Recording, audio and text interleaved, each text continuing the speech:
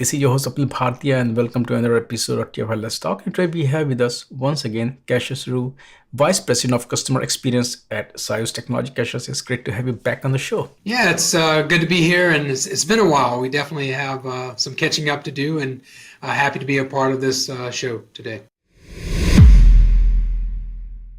And today's focus is going to be on the importance of support for high availability. Before we jump into the thick and thin of the topic, let's just really talk about the importance of high availability in today's modern world. Yeah, that's a great starting point. Let's start with that foundation. It's key to understand high availability before we can jump in and say that support for it is actually valid. So when we talk about high availability, we're talking about making sure that mission critical systems, applications, and services are available for customers when they need it for the business's purposes, really seeking to accomplish the goals and the mission of that business.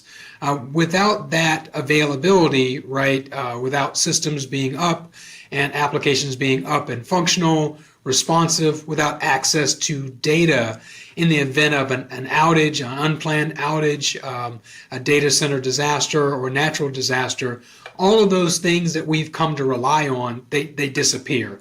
So high availability and high availability best practices are those practices, software, services, architecture, and infrastructure that lead to creating highly available, resilient systems for mission critical applications and services. What are some of the you have seen a kind of patterns, some challenges which are associated with building high availability strategy, building culture, and getting best out of those tools that are available? So when you think about high availability applications, databases, the data, a lot of the challenges that you will face start with what your definition, what are your goals and requirements, right?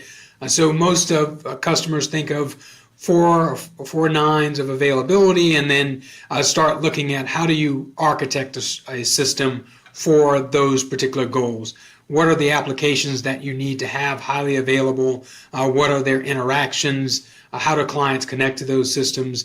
Then all the way through that architecture, planning it out. Some of the biggest challenges that I see are planning out the architecture according to best practices, and then going through and implementing and understanding where HA software is needed, and then where your team may need to be augmented by high availability experts, so experts that provide support or services. And so a lot of that is where you can see customers that have challenges with implementing an HA strategy. You can look back and see, okay, it starts with how did they understand their own requirements, and then what kind of architecture did they develop, and did they go it alone to try to do all of those pieces, or did they consult some experts who have expertise in these areas for constructing highly available systems, for deploying high availability software to increase the application availability, database availability, and handling the replication of data and data availability between servers and systems and data centers. And once again, sticking to the modern world, we also see a lot of cultural movement happening. The silos from old data center days are kind of collapsing, but we do talk about DevOps, DevSecOps, SREs, platform engineering. SREs, site reliability, is something that's considered to ensure the reliability. So when it comes to high availability strategy, which teams are target, whose problem or whose responsibility is it within teams? That's a great question, and in our experience, we do see a lot of these silos, right? In fact, just a recent customer issue that we can kind of use as an example of what you describe as whose responsibility is it. It's actually the entire business's responsibility for high availability. And I'll give you a great example. So we had a recent issue where the IT team had made some changes, or for the storage team, it made some changes to storage. And then, of course, not knowing that storage change impacts the characteristics and performance of the database using that storage. Of course, then you have the database team, and they're investigating the issues related to database performance and availability, and that also impacts the application team. So you have all of those challenges within just your IT infrastructure, right? So each one of those teams has to really think beyond their silo to recognize that high availability impacts networking, compute resources, storage resources, your application, your database. And then I'd raise it up one more level and say it's also the responsibilities of IT managers. It's also the responsibility of the business as a whole to make sure that those teams are staffed and that they are doing their best to make sure those silos don't exist, right? And that's a big challenge, right? You have a critical outage where it's actually the application team that reports the issue, and then think about the delays that you incur when we think in terms of it's someone else's responsibility, not it's a responsibility across all of the teams. Maybe your application team realizes that their application is down, they engage with the high availability vendor, but you're waiting on someone with permissions to actually reboot the server. You get into a cloud environment where you have a team that may have permissions to reboot the system, but they don't have permissions on the cloud infrastructure. You have an application team that can start and stop the application, but they don't know how to manage the database. So it really becomes a collective effort of the entire organization seeking to make sure they are resilient. And as we talked about the challenges and the team, let's now talk about the importance of working with a player who has all the not only experience but tools to help these teams. So basically, the importance of support. Let's talk about just support in general, the importance of support in general first. Kind of like we did with what's high availability and why does that matter. If we think about it in general in the world we live in, and you're well aware and your audience will be extremely aware, systems are complex now, right? There aren't any simple systems, very few simple systems. And the complexity of systems is something that continues to increase, right? People are busy. It's not their primary job to understand all the inner workings of every system. Just like we mentioned before with silos. Silos develop because people say, my job is to focus on storage. So a lot of times users aren't necessarily the experts in a particular software package. They're doing that, they're using that software to accomplish another job. We look at software in general, and there are numerous use cases for software, numerous workflows to get from point A to point B. And then, of course, it's software, it's hardware, it's people involved. So you're likely going to run into issues or perhaps bugs, software errors, and need help around that. So just when you think about the general idea of why someone would want support, you multiply and magnify that need when you think of these are your business's most critical applications, databases, and data. And they are equally complex in a high availability environment. They touch multiple components within the infrastructure. Your IT team is always going to be busy. I don't know if I've ever met an IT person who says, I've got plenty of time. Just waiting on the next disaster. I have a lot of time on my hands to kill. People are busy. And if you start thinking about your high availability systems, databases, and applications, you tend to have DBAs, you tend to have application experts, you tend to have storage experts or AWS certified architects. You very rarely find that you also have a high availability, I'm an expert in this high availability software. You may have infrastructure experts, but people have other jobs and they have other things that they need to accomplish for the business, right? And then we think about use cases and workflows. We see a lot of different customers use our software, and the way they use it is always going to, sometimes will surprise you, and there are always different ways they tend to use it or tend to integrate it into their environment and into their workflow. So having a team that understands the complexity of high availability systems, that understands it's not your primary job to know all the ins and outs of the high availability software. A team that understands the complexities of architecting for best practices and then knows different use cases, scenarios, has years upon years of seeing use cases, seeing problems, seeing errors, and then having a team that's dedicated to helping you when you run into an issue. That's why support is so critical for something that is so important as high availability. When it comes to support, of course, support does not mean spoon feeding. Can you also talk about that? Even if there is, of course, provider like SIOS that can go and help team, how teams should prepare themselves so that they're better prepared, no pun intended, for the support there. Right, right. So I like to think of that as offering people how to get the most out of your support, right? And there are a number of different ways, but for the purpose of kind of making it easy, let's start with the 4 N's. I'd say the first N is notes. Teams can prepare by keeping good notes and details about the architecture.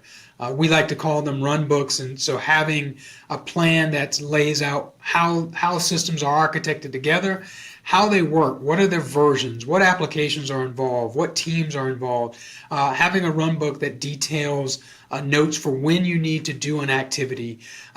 You'd be surprised how valuable it is to have just an ordered list of steps to take when you're getting ready to do a planned maintenance, and then how destructive it can be when that team doesn't have that plan, right? So something that's very critical, you want to know what are the steps you're going to take to maintain that. So I'd start with notes, good details. The second thing to get the best or the most out of your support is notice. The second N is notice. You want to give your support team as much notice about changes in your environment, about maintenance plans. Of course, in high availability, the reason you have the software is to handle the unplanned disasters, right? But you don't want to create a disaster simply by not giving the team enough notice. That notice helps those support teams align with what are your plans. They can check those plans, make sure that you have taken good notes, that you have a run book. They can talk to you about best practices. And so when you give your support team that advance notice, it helps them help you to be better prepared when you need to call in. The third N, I'd say, is news. And this was kind of a weird one, but I chose news because you want to share any news about your organization or about the environment with the support team, and then you want to follow their news about their software, about their product, about what they've learned, about their best practices, or even if they publish webinars or episodes like the one we're recording where they can learn more about the best practices in high availability. It's a fast-paced world we live in where things change a lot. So keeping your support organization aware of personnel changes and keeping yourself aware of the industry. What are some new best practices? What are things that your support team has learned? What are the new products that they have released that you should be thinking about and taking advantage of? A lot of times, we had a call earlier today where a customer was just not aware that there was a new release, and they didn't realize all the benefits they could get in stability, performance, and just some new features that are available in that release. So third N is news. And then the fourth one, I'd say, if you want to get the best out of any support organization, is I chose no as the fourth one. It's say no to skipping steps. The high availability is critical. You want to say no to taking shortcuts. You want to say no to not involving your support organization in advance as often as you can. And definitely when you're getting ready to do some major milestone or maintenance. Those teams have a wealth of information about the space, about best practices, architecture, interrelated systems, overcoming challenges within silos, and architecting for best practices. So you want to use those. And then there are some other items around getting the most out of support that just didn't fit into the four N's. And so we'll say things like, you want to make sure that you respond timely to communication, whether that's assembling all of the roles and responsibilities for a call when you're in the middle of an unplanned outage, or if that's simply responding to a case that you've entered.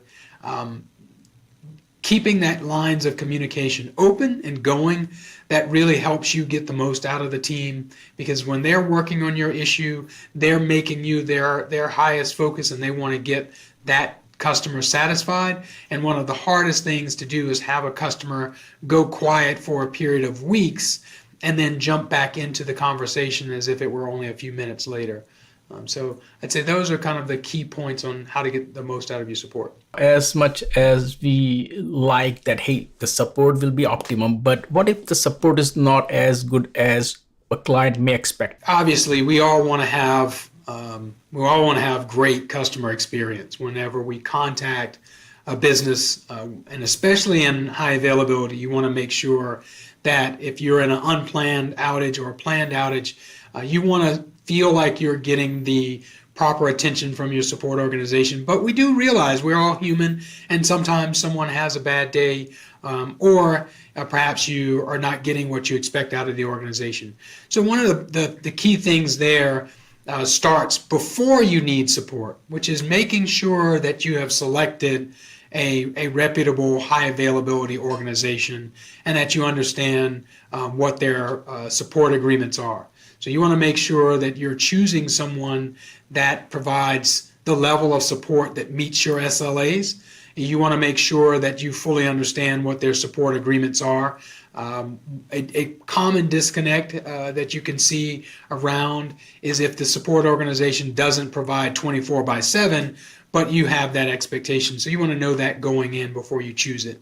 The second thing you want to do when you're choosing an HA software vendor is understand what are your levers for escalating when you don't feel like you're getting the proper level of support. And that could be to a support director or a senior support member. You want to understand what the support is like after the sale, right? Do you still have access to the sales rep and you can talk to them? And then you want to do kind of a follow-up. You want to start with, what would you like to see different? It's very easy to drift into blame and complaining. But if you're not getting the best out of your support organization, you want to lead them towards a path that helps you and them see the way forward, right? I'd love to see more responsiveness. Then you want to start with the question of, what are your expectations in terms of responsiveness, and then how can you work together to close that gap, right? Another thing is just making sure you're communicating and understanding one another. We had an encounter with a customer that escalated pretty high to us, and the interesting fact is there was just a misunderstanding between teams that was just a result of a language barrier. And so having a conversation with the team, understanding the language differences, and then communicating with one another to get those resolved. A lot of if you feel like you're not getting the most out of your support, can be handled just through communicating in a de-escalated manner and getting to a place of mutual understanding, and then establishing a path forward where you can kind of close those gaps and get to alignment. And then, of course, SIOS is always here if you're using another support organization and finding that the support or the product that you're using is not up to your standards. Our organization is 24/7 and has award-winning support representatives available. Cassius, thank you so much for taking time out today and talk about high availability, the importance of support, and then the importance of support for high availability, how teams can prepare themselves to get most of it. Thanks for all those great insights. And as usual, I would love to talk to you again soon. But let's make sure that there's not that much gap between our discussions. Thank you. Absolutely. Thank you. It was a pleasure being here.